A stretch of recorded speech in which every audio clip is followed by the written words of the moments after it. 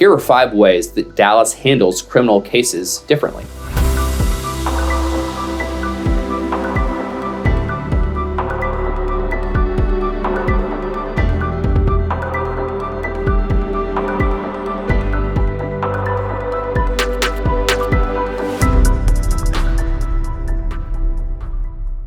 Walkthroughs.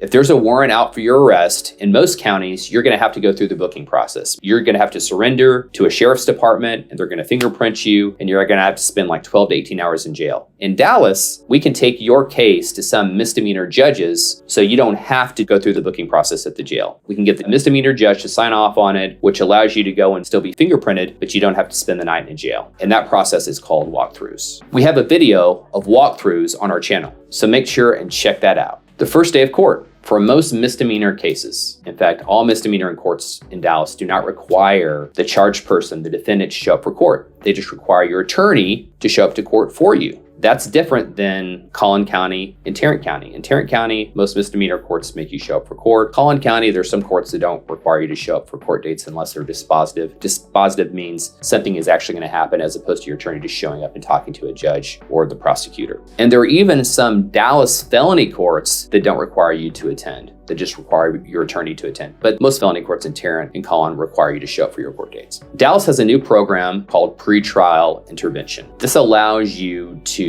work a program in Dallas, take classes, go to counseling sessions that could result or end in your dismissal. The reason why this is beneficial is, unlike other counties where you could complete these pretrial intervention programs, Dallas makes this dismissal or makes your arrest in case immediately expungible, meaning you can seal your record as soon as you complete the program. Dallas County has what's called a mental health division. That means if you're suffering from some type of mental illness, you've been diagnosed with bipolar disorder or schizophrenia, you can enter into this program, and whether you're charged with a misdemeanor or a felony, sometimes those cases can be dismissed if you complete the program. It doesn't always mean that you won't get put on probation or you won't have to do some jail time, but it lessens that amount of time. So if you were offered originally 2 years of probation, maybe that can be knocked down to 12 months. If you were offered 10 years in jail, maybe that can be knocked down to 2. And a lot of times, the cases that are accepted by the mental health division at the Dallas DA's office can be dismissed. And that's what makes it different than other counties. Finally, I know we've already mentioned the differences between Dallas court dates and other local counties. For all your subsequent